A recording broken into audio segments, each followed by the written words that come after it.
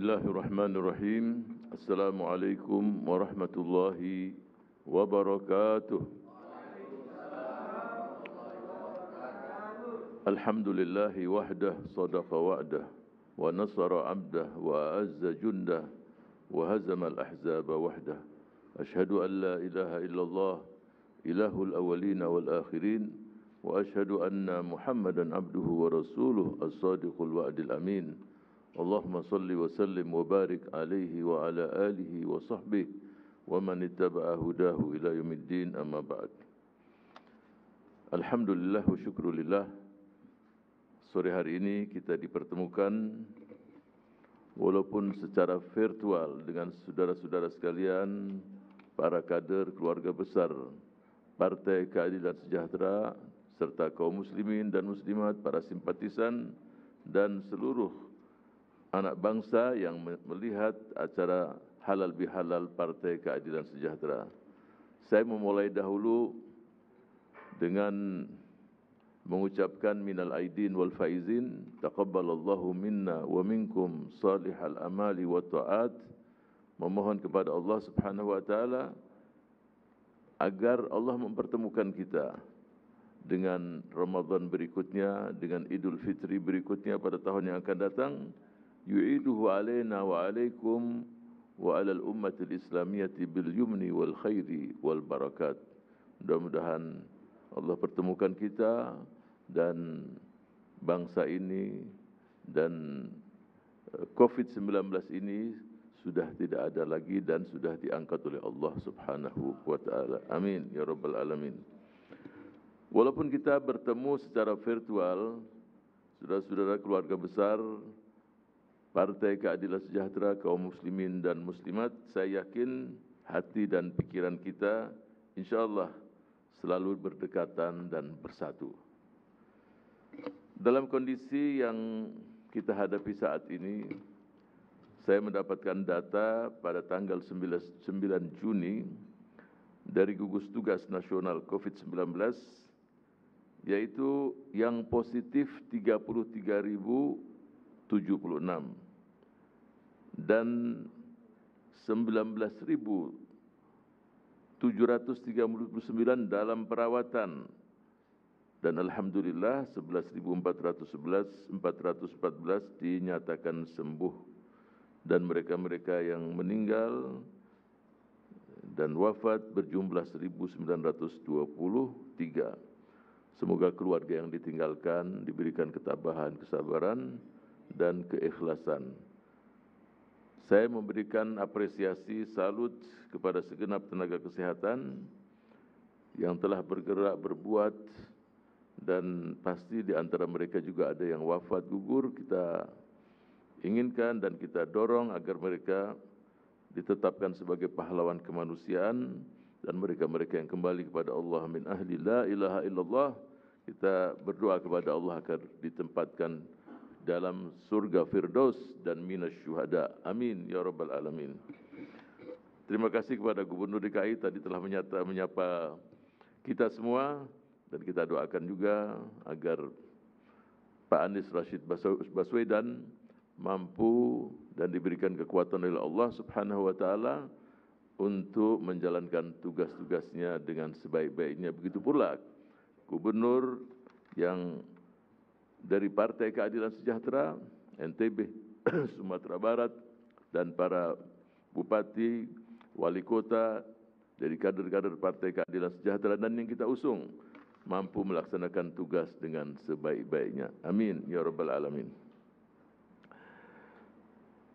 Saudara-saudara sekalian keluarga besar Partai Keadilan Sejahtera, kita diperintahkan untuk selalu husnuzon pada Allah Subhanahu wa taala. Berbaik sangka.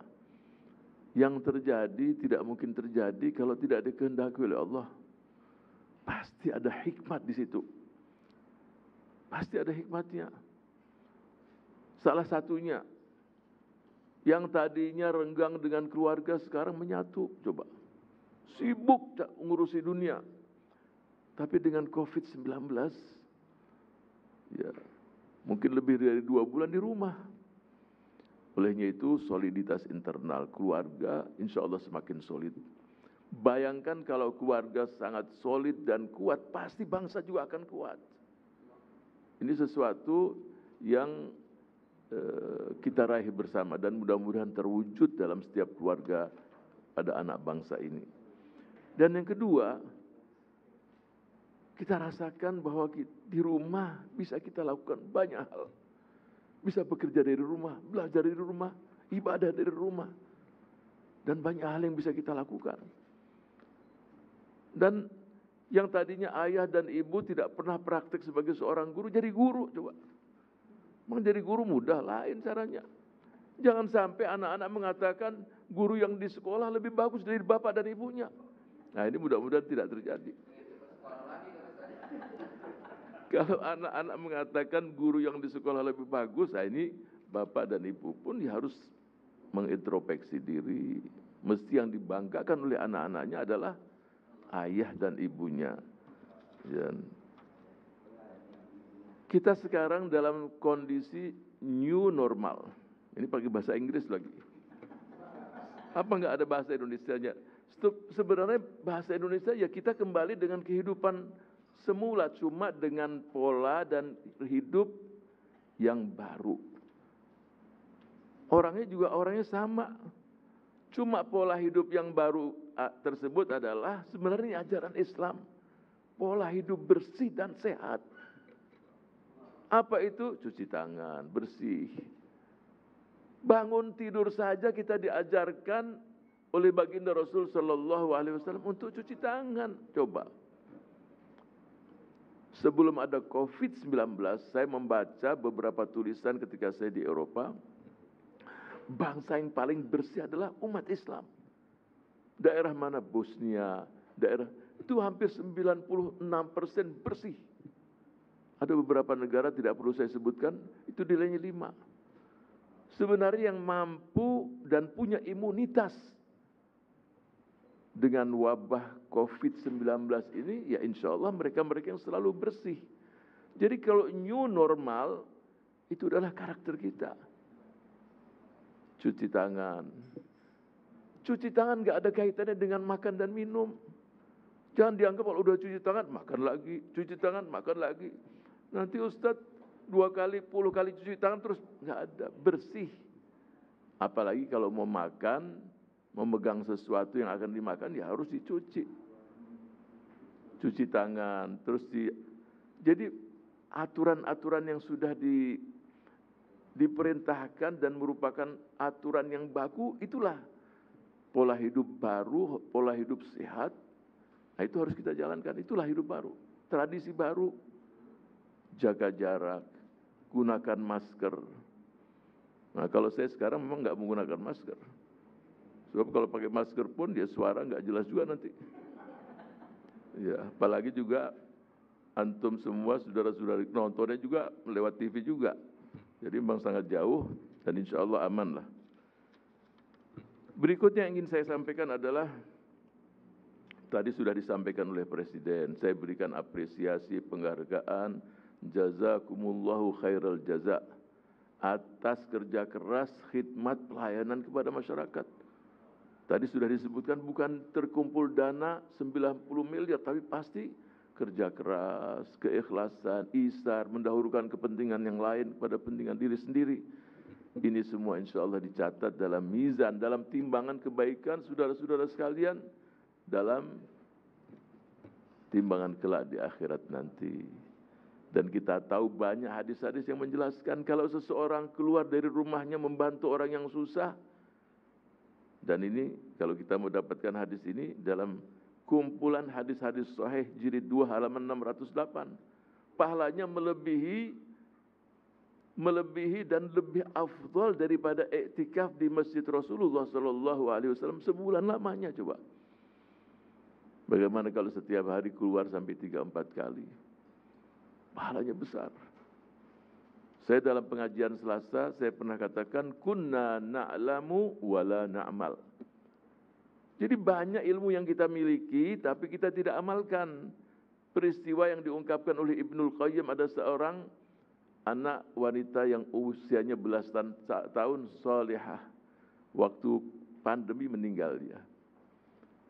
Si bapaknya mimpi.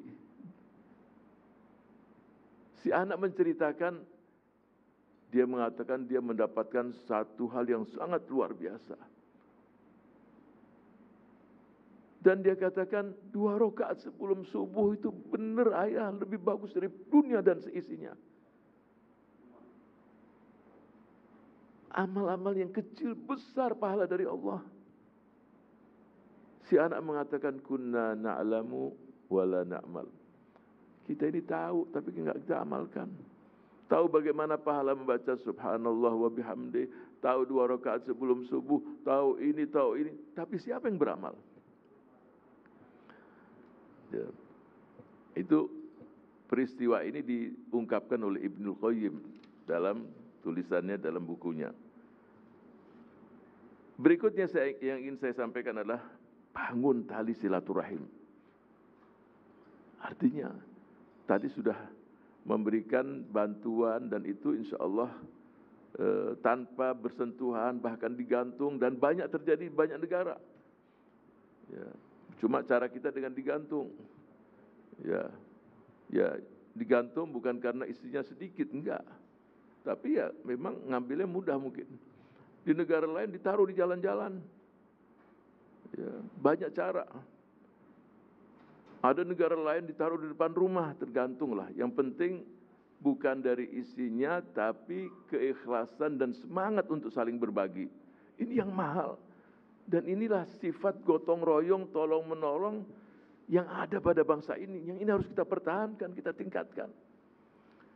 Sehingga kita bangun tali silaturahim. Walaupun membangun tali silaturahim itu sendiri dalam kondisi tertentu berat, mungkin bisa disepelekan, mungkin didengar kata-kata yang tidak bagus, dia harus sabar. Ibarat jarum dan benang. Meskipun menusuk dan menyakitkan, tapi menyatukan apa yang sudah terpisah. Sakit, tapi menyatukan. Jadi ketika silaturahim mungkin ada kata-kata, ya udah sabar. Tapi yang terpisah pun menjadi satu. Jangan kita bergerak seperti gunting. Meskipun kelihatannya lurus, tapi dia memisahkan yang bersatu untuk lurus, tapi terpisah. Jadi banyak masalah yang kita hadapi di masyarakat. Contoh umpamanya, kalau kuku seseorang itu panjang, kukunya panjang. Penyelesaiannya adalah yang dipotong kukunya, jangan jarinya.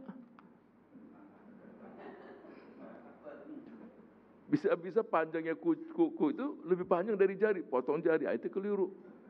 Menyelesaikan ini contoh ibarat kalau kita punya masalah dengan seseorang.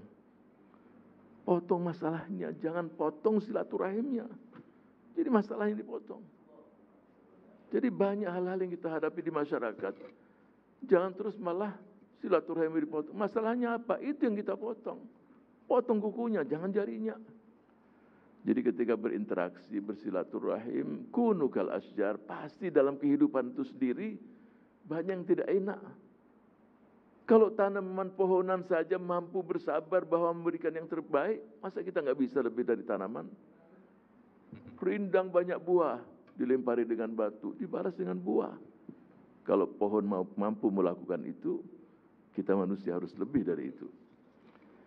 Yang berikutnya yang ingin saya sampaikan adalah pertahankan capaian-capaian yang sudah kita capai di bulan suci Ramadan. Masing-masing kita tahu. Saya dapatkan seseorang kemarin ketemu mampu, dia bukan hafal Quran. Dari pagi sampai sebelum maghrib khatam Quran. Ini cerita orang-orang lama ini muncul saat ini.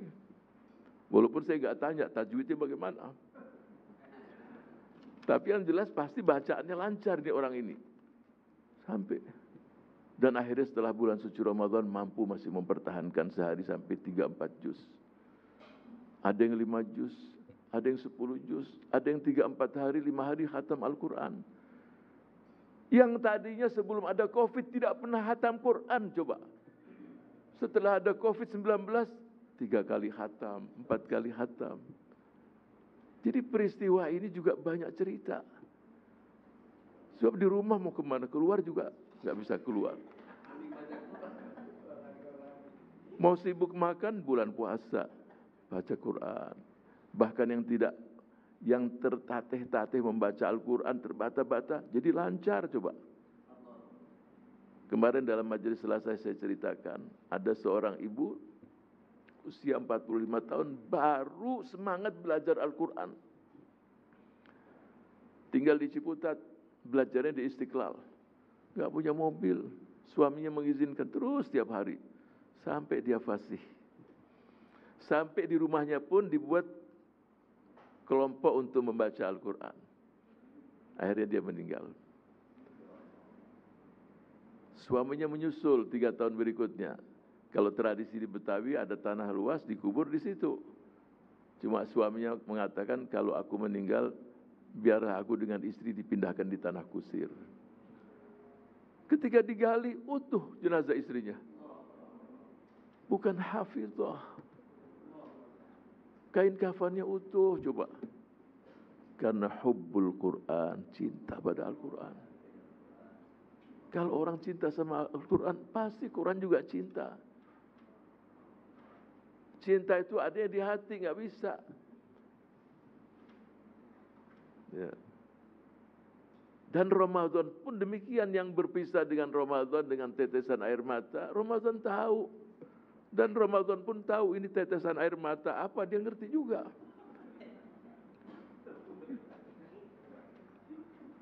Ada tetesan air mata yang habis makan yang pedas-pedas beda. Dan tetesan air mata yang bersumber dari mahabbah dan cinta juga lain. Di bawah, nah ini banyak yang menyaksikan di daerah itu. Jadi pertahankan capaian-capaian yang sudah kita capai di bulan suci Ramadan. Pertama sholat, tidak lagi meremehkan sholat. Berjamaah di rumah. Ya. Bayangkan suami yang tidak pernah jadi imam. Akhirnya di bulan suci Ramadan dia belajar. Ya, belajar dia bab. Dan cerita-cerita bagaimana mengimami, bagaimana cucu main sana sini. Banyak yang kita lihat cerita-cerita semacam. Tapi semuanya indah. Semuanya bagus.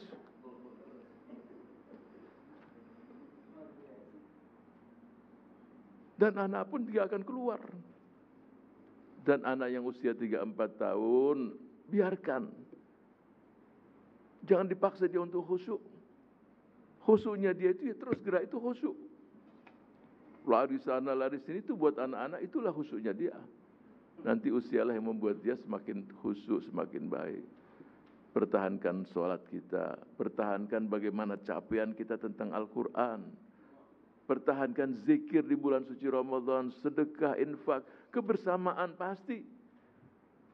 Dengan Zoom. Nah ini Zoom ini ataupun melalui ya apapun yang keberadaan kebersamaan itu dijaga. Sebab setelah bulan suci Ramadan jangan terjadi bangunan yang sudah kita bangun atau dibangun oleh seseorang dia sendiri yang merobohkannya. Sudah jadi rumah 30 hari berarti 30 lantai. Kemudian mulai hari pertama yang tadinya di bulan suci Ramadan 4 juz, 5 juz, 1 juz pun tidak dibaca coba. Bahkan 1 lembar pun lewat. Nah ini kalau begini berarti bangunan tadi, na'udzubillah dia sendirilah yang merobohkannya. Nah itu jangan sampai terjadi. Zikir, ala bi zikrillah tatmainnul qulub. Ketenangan bukan karena harta yang banyak, bukan tempat tidur, bukan ini, bukan ini. Ya, ketenangan adalah dialah Allah yang memberikan kita ketenangan karena dialah yang menciptakannya. Bayangkan ada orang yang tempat tidurnya nyaman, ya, kasurnya pun mungkin sekian harganya, AC, nggak bisa tidur. AC tapi keringat dingin keluar, nggak ada masalah. Tapi ada yang pas-pasan di atas becak tidur dia. Besoknya pun semakin tenang asyik. Tapi yang dengan di kasur tadi harus tidak mungkin tidur kecuali dengan pil coba. Jadi 2 hal yang berbeda. Yang satu pasrah penuh kepada Allah, Dan Allah yang menjaga. Yang satu ini banyak pikiran-pikiran enggak sehat. Dialah Allah yang memberikan seseorang tenang. Capaian di bulan suci Ramadan itu ya harus kita pertahankan setelah bulan suci Ramadan. Mutawalli Sya'rawi dia mengatakan satu bahasa yang sangat ringkas. Supaya hidup ini enggak perlu ada dengki, enggak perlu ada iri, tidak perlu ada kebencian di sana sini, tidak perlu takabur, tidak perlu ini, sebab ya semuanya akan lewat. Kita mau atau apa yang perlu kita berbuat dengki pada semua sudah diatur oleh Allah.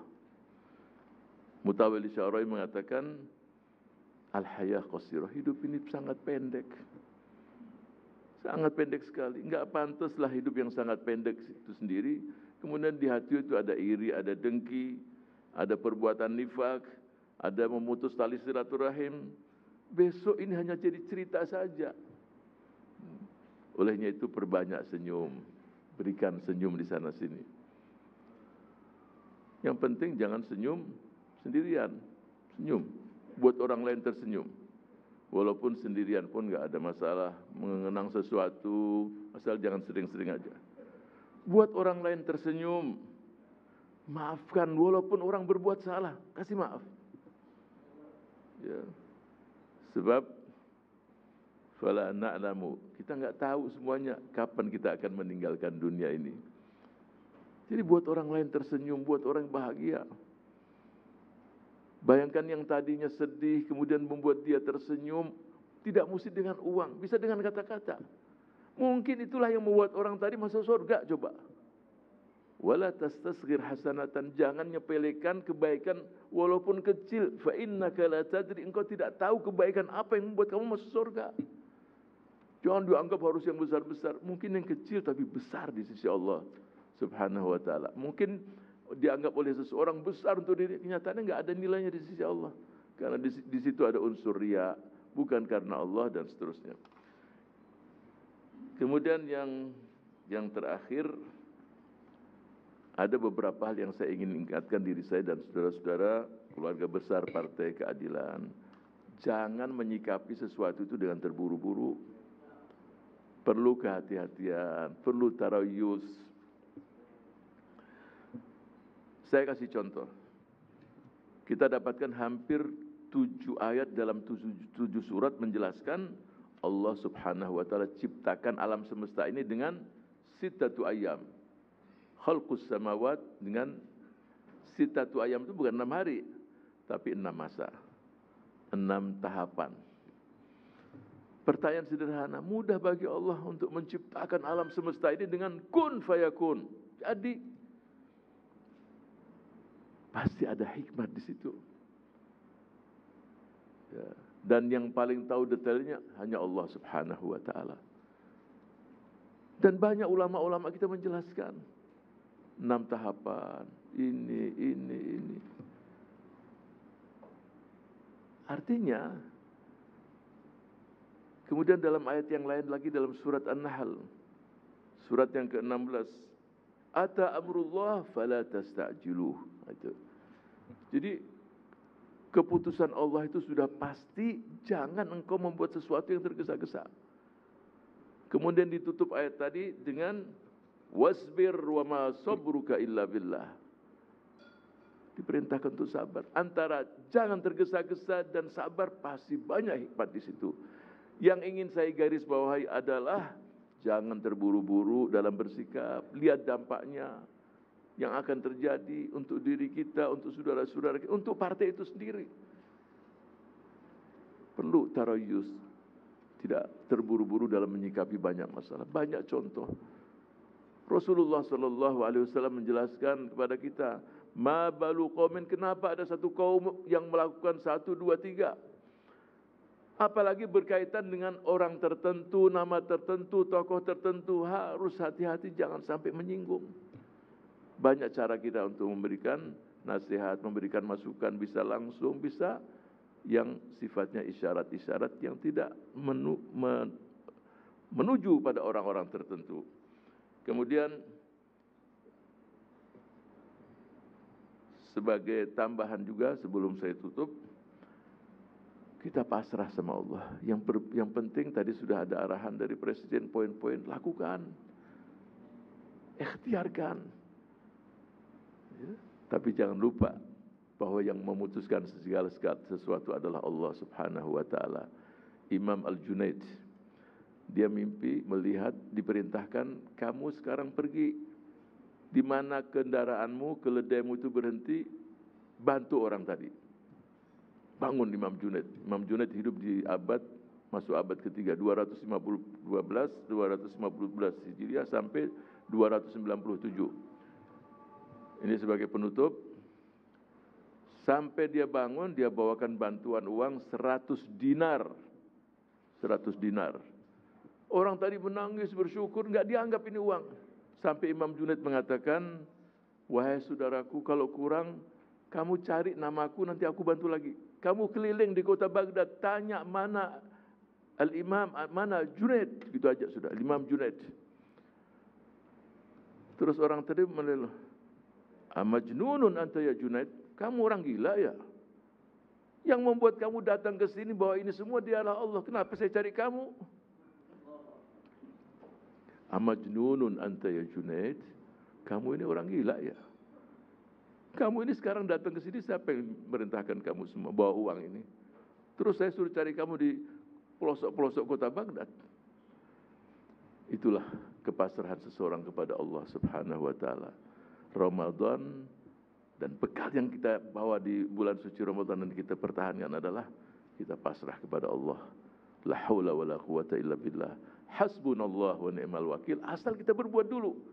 Setelah itu kita serahkan segala urusan kepada Rabbus samawati wal ardh.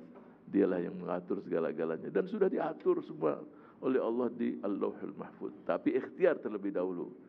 Mudah-mudahan dengan halal bihalal ini ada beberapa hal yang ingin saya garis bawahi. Pertahankan capaian-capaian kita di bulan suci Ramadan. Apa saja kebaikan, pertahankan. Pasti akan melihat sekian banyak keajaiban dalam hidup kita. Kalau kita mencintai Allah, pasti Allah akan mencintai kita. Ada seseorang pakai kursi roda terjatuh. Ini cerita penutup lah. Kemudian ada kuda di situ. Kursi roda tadi ditarik, orang tadi sudah nggak bisa berdiri, si kuda tadi tertidur, membaringkan diri. Naiklah orang tadi di atas kuda, kemudian dia bangun. Artinya, kuda pun punya perasaan rahman, sifat kasih kepada manusia. Bagaimana Allah Subhanahu wa Ta'ala kepada hamba yang beriman? Pasti, dan pasti, dan pasti.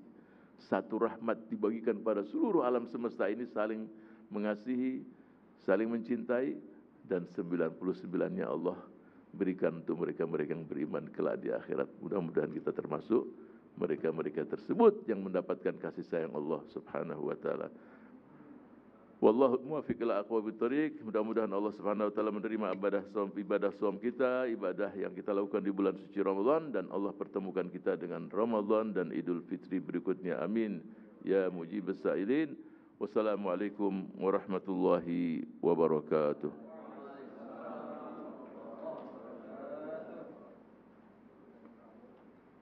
Ada. Di Amerika, di Jepang, di Asia. Assalamualaikum warahmatullahi wabarakatuh. Masya Allah, semua pada nyapa ini. Insya Allah Allah pertemukan kita lagi dalam acara berikutnya. Wah, tangan ini bergerak semua. Anda kasih 2 tangan deh. Insya Allah. Amin, amin. Kabul, kabul. Kabul. Masya Allah. Assalamualaikum warahmatullahi wabarakatuh.